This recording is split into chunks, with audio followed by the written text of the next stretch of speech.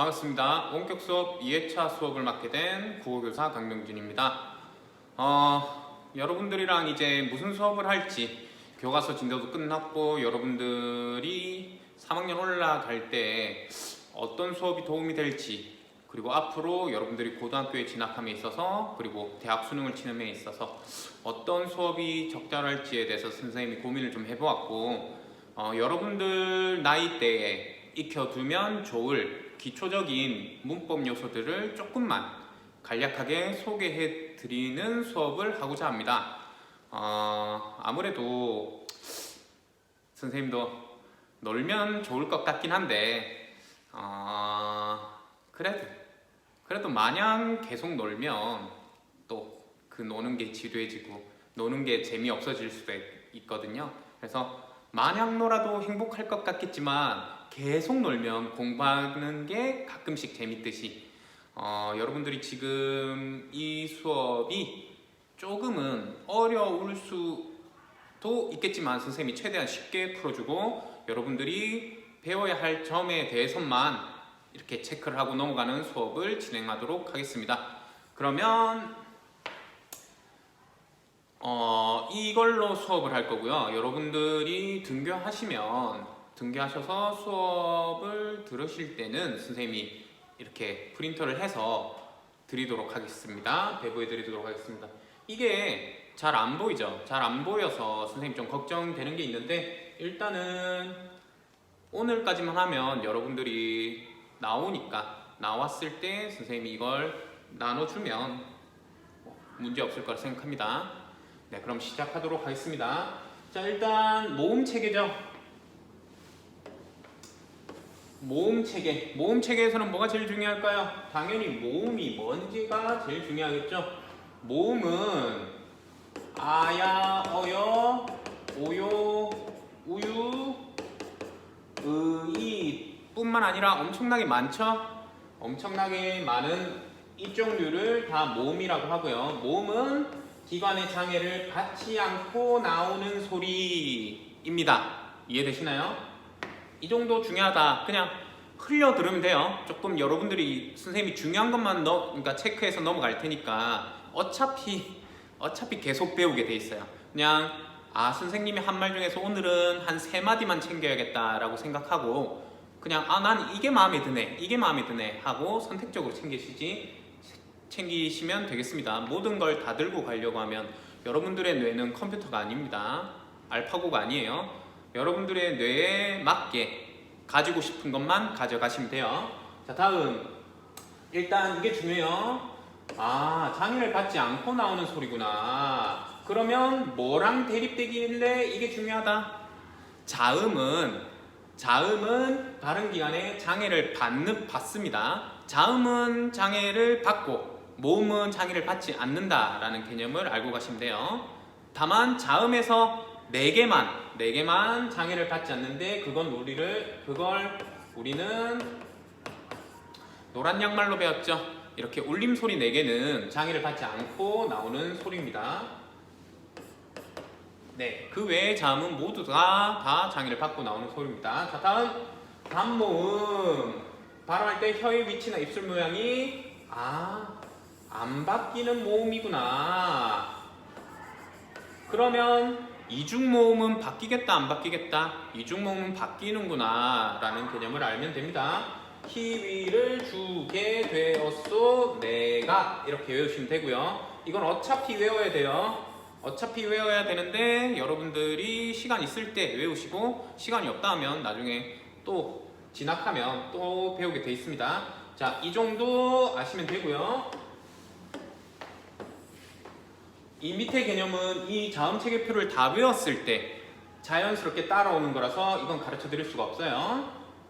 그래서 이 개념, 자음체계표를 조금 외우는 게 중요하다. 모음체계표를 외우는 게 좀 중요하다. 여태까지 선생님이 자음이라고 얘기한 거 다 모음이에요. 다시 합시다. 처음부터 다시 할게요. 자, 중요한 거. 모음은 기관의 장애를 받지 않고 나오는 소리구나. 그러면 자음은 장애를 받는구나. 근데 예외가 있구나. 예외는 노란 양말은 장애를 받지 않고 나오는구나를 아시면 되고요. 자, 다음 단모음. 단모음은 입술 모양이 바뀌지 않는 모음이구나. 총 10개가 있구나. 이거구나. 키위를 주게 되었소 내가. 이 10개는 단모음이라고 하는구나. 단모음은 입술 모양이나 혀의 위치가 바뀌지 않는 거구나. 입술 모양이나 혀의 위치 안 외워도 돼요. 그냥 고정되어 있어서 단모음이구나 라고 생각하시면 돼요. 되게 간단한데 하나로 되어 있으니까 그냥 바로 이게 하나니까 이렇게 되죠. 근데 이중모음은 으아, 이야, 우와 이렇게 되니까 바뀌잖아요. 바뀔 수밖에 없어요. 이중은 이중으로 되어 있으니까 바뀔 수밖에 없다라고 생각하시면 되고, 그러면 이중이 아닌 단모음은 하나니까 안 바뀐다라고 생각하시면 돼요. 자, 그래서 이렇게 있다. 이거는 꼭 외워주셔야 되고요. 밑에 개념은 이 표를 외웠을 때 자연스럽게 따라오는 개념입니다. 모음 끝났죠? 선생님이 어제 간략적으로 이 얘기를 해주려고 했어요. 여기 보면 혀의 높낮이, 즉 혀의 높이가 높으면 고모음이라고 해서 이, 위, 우가 있고요. 혀의 높이가 낮으면 에와 아가 있는 거예요. 이해되시나요? 혀의 높이가 높은 거, 혀의 높이가 낮은 거, 이게 무슨 영향을 미치냐, 음악에서. 혀의 높이가 높아봐요. 아이고, 그거 없나? 여기 있다. 여기 보이죠?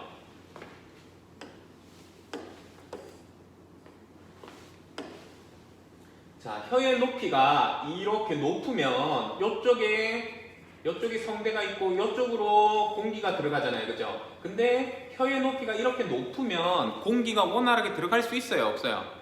공기가 원활하게 들어갈 수가 없어서 고음이 잘 안 나와요. 이쪽 이, 위, 우 발음이 고음이 잘 안 나오는 발음입니다. 그렇다면 어떤 발음이, 어떤 모음이, 어떤 단모음이 고음이 잘 나오는 모음일까요? 에와 아가 고음이 잘 나오는 모음입니다. 이해되시나요? 혀의 높이가 높으면 이렇게 공기의 흐름을 방해해서 여러분들이 높은 음을 내기가 힘들고요. 혀의 높이가 낮으면 이렇게 들어가는 게 조금은 수월해서 여러분들이 원활한 높은 음을 낼 수 있는 게 됩니다. 그래서 에와 아가 높은 음이 잘 나와요. 해보시면 돼요. 아와 이와 아 해보면 알아요. 이가 내기가 너무 힘들어요. 이, 위, 우 이건 잘 안 돼요. 아는 엄청나게 쉽게 돼요. 그래서 이런 게 있다라는 걸 선생님이 어제 조금 이걸로 길게 수업을 해줄까라고 생각을 하다가 너무 공부를 안 하는 것 같아가지고 선생님 스스로 이건 공부를 조금 해봐야겠다라고 했습니다. 다음에 이걸로 재밌게 놀 수 있어요. 재밌게 해드릴게요.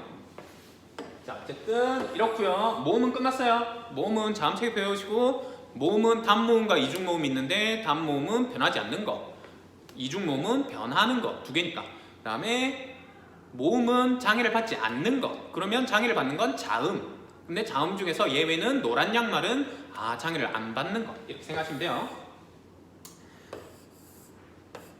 이중모음 자식이 자, 보면 이중모음은 달라진다라고 되어 있죠. 11개가 있는데 이거 굳이 외우실 필요 없어요. 단모음만 외워놓으면 나머지는 다 이중모음이다 생각하시면 돼요. 다만 이건 중요해요. 이중모음은 어떻게 구성되냐면 단모음과 단모음이 합쳐져서 이중모음이 된다. 조금 옛날 선생님들은 이걸 시험에 많이 내요. 자, 이중모음이지 단모음은 하나고 이중모음은 두 개지. 그러면 이중모음은 뭐랑 합쳐져 쓰게? 라고 하면 일반적으로 공부를 안 하면 단모음 두 개가 합쳐진 것 같아요. 단모음 하나가 합쳐져서 이중모음이 된 것 같아요 라고 대답을 제일 많이 해요. 그렇기 때문에 여러분들은 이거 꼭 키포인트로 잡아가셔야 돼요. 이중모음은 단모음 하나랑 반모음 하나로 들어간다. 그럼 선생님 반모음이 뭐예요? 라고 물어보실 수 있죠. 전혀 궁금해하시지 않으셔도 돼요. 단모음이랑 되게 비슷해요. 되게 비슷한데 그냥 여기에 달라져 있다라는 것만 생각하시면 됩니다. 자, 그러면 모음은 넘어갈게요. 자, 다음 자음체계에 왔네요. 자음체계 역시 중요한 것만 체크해봅시다. 여기 있네요. 장애를 받고 나오는 소리. 자, 장애를 받고 나오는 소리. 그리고 자음의 분류는 이렇게 되어 있습니다. 이렇게 되어 있는데요. 선생님이 혹시 자음체계표 그려준 적 있나요? 바다, 사자, 고향 이렇게 해서 차라리 그렇게 외우는 게 조금 더 편해요. 이거는 파차름과 파열음과 마차름을 모르는 학생들을 위해서 이렇게 분류를 해놓은 거고요. 근데 선생님이 차라리 바다, 사자, 고향으로 외우고 쭉 다 쓰고 나서 스스흐는 마차름, 파차름은 즉즉측, 그다음에 파열음은 바닷가 이렇게 외우는 게 더 편하다라고 일부 수업에서 알려줬던 것 같아요. 그래서 이것도 여러분들이 결국에는 외워야 합니다. 어제 선생님이 목청소리 히읗을 가지고 여러분들이 음악에 어떻게 접합시킬 수 있는지에 대해서 공부를 해봤었죠. 자, 그리고 여기 보면 울림소리가 있죠. 울림소리, 안울림소리. 안울림소리가 많으니까 결국 뭘 외워주면 안울림소리겠다. 울림소리 4개만 외워주면 그 외에는 전부 다 안울림소리겠다라는 걸 개념을 잡으시면 되고요. 노란 양말은 울림소리이다 라는 개념을 잡으시면 좋겠습니다. 자, 보시면 쭉쭉쭉 내려갈게요.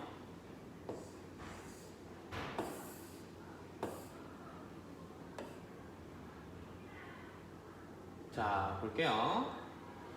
근데 선생님이 아까 노란 양말은 장애를 받지 않고 나오는 소리라고 했잖아요.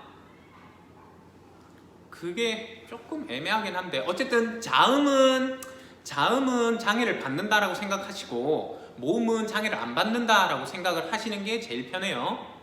이해되셨죠? 자, 다음 체언으로 넘어가겠습니다. 체언은 종류가 제일 중요해요. 개념 안 중요합니다. 체언의 종류에는 명사, 대명사,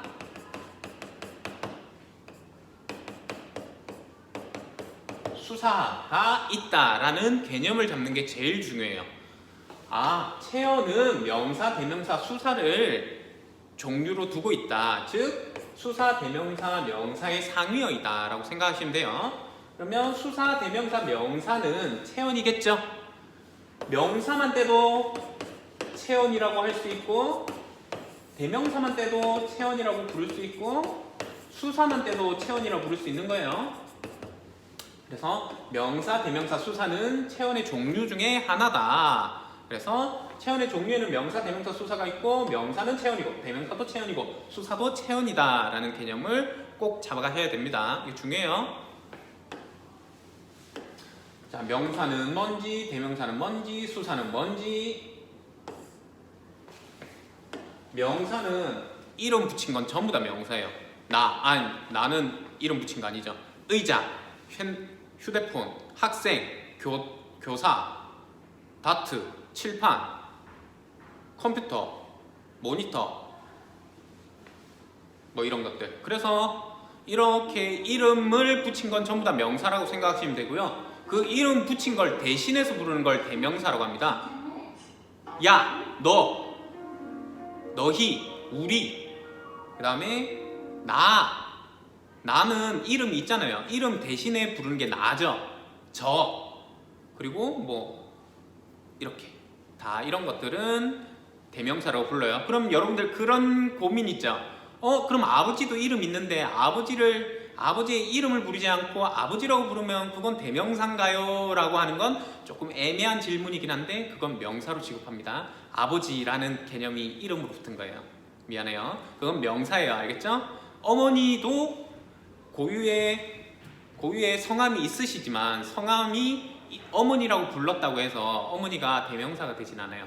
왜냐면 그건 사회적 지위와 연관성이 있는데 여러분들이 귀속주의가 아니잖아요. 어머니라는 타이틀을 처음부터 가지고 있는 게 아니잖아요. 여러분들이 좋아하는 사람과 결혼을 하게 되고 그 결혼하면서 이렇게 여러분들의 자녀가 나왔을 때 그 자녀가 나를 어머니라고 불러주듯 이거는 내가 성취해서 얻은 지위거든요. 그 성취해서 얻은 지위에서 이름을 붙은 거라서 성취해서 얻은 지위를 이름 붙인 거라서 그걸 우리는 어머니는 명사로 취급된다라는 개념이에요. 어렵죠? 그래서 그냥 뭘 외워주면 된다. 그냥 대명사는 명사를 대신하는 말인데 나, 너, 우리, 너희 이런 거 저희 이런 게 대명사구나. 이곳, 저곳, 그곳 여기, 저기 이런 건 대명사구나 라는 걸 아시면 됩니다. 네, 그 다음 수사는 하나, 둘, 셋, 넷 첫째, 둘째, 셋째, 넷째 이런 개념이에요.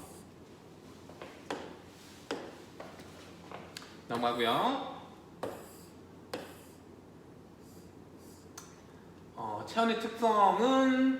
체온의 특성은 여러분들이 조금만 나이 먹으면 굳이 외우지 않으셔도 바로 이해가 돼요. 체온의 특성은 명사, 대명사, 수사의 특성은 형태가 변하지가 않습니다. 뭐랑 대비해서?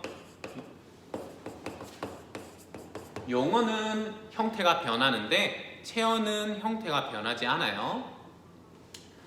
이렇게 보면 교실은 언제나 교실이고 그곳은 언제나 그렇죠. 근데 용어는 아름답다, 아름다운,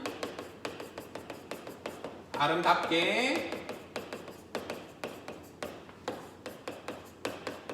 아름답지 이렇게 형태가 변해버리죠. 용어는 이렇게 형태가 변해버리는데 체어는 이렇게 형태가 무조건 고정되어 있다라는 건 여러분들 그냥 바로 이해할 수 있는 거예요. 지금 선생님 수업이 조금 어렵게 느껴지나요? 선생님이 분명 말씀드렸지만 이걸 다 챙겨 가실 필요 없어요.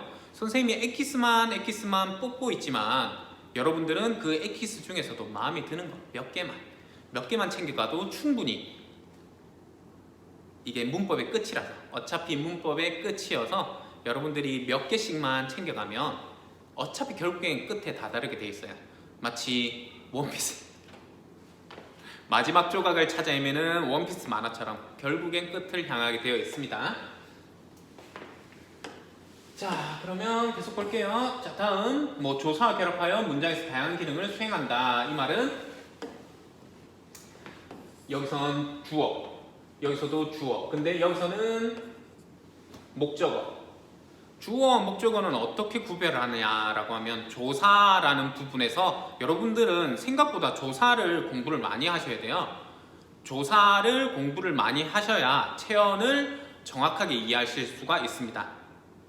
그래서 여러분들이 조사라는 개념을 공부를 많이 하셔야 된다라는 걸 알아주시면 되겠습니다.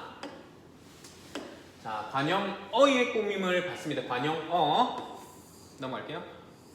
넘어가면 안 되겠다.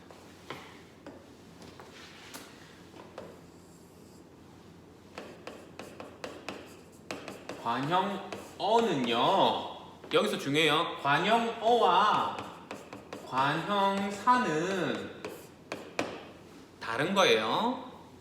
아시겠어요? 관형어 안에 관형사가 포함돼요.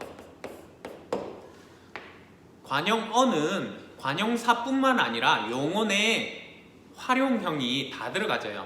그래서 아까 했던 거 아름다운, 아름답게 이런 것들 다 형용사인데 활용해서 이런 관형어로 취급하거든요. 근데 헌, 세, 온갖, 모든 이런 말들은 관형사거든요. 관형사는 관형어의 부분이다 라고 생각하시면 돼요. 이렇게 수학 좋아하시면 이렇게 보시면 돼요. 관형사는 관형어의 한 부분일 뿐이에요. 이 외가 훨씬 더 커요. 이해되시나요? 관용어라는 개념이 관용사를 포함하고 있는 훨씬 더 큰 집합이다.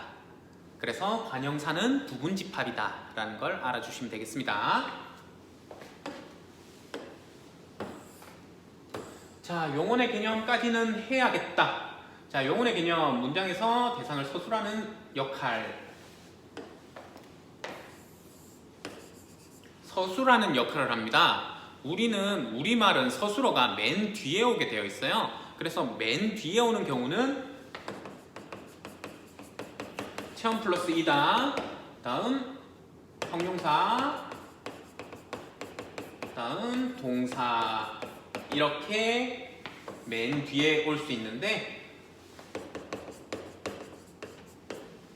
자, 체험 플러스 이다 라는 게 무슨 말이냐? 넌 사람이다.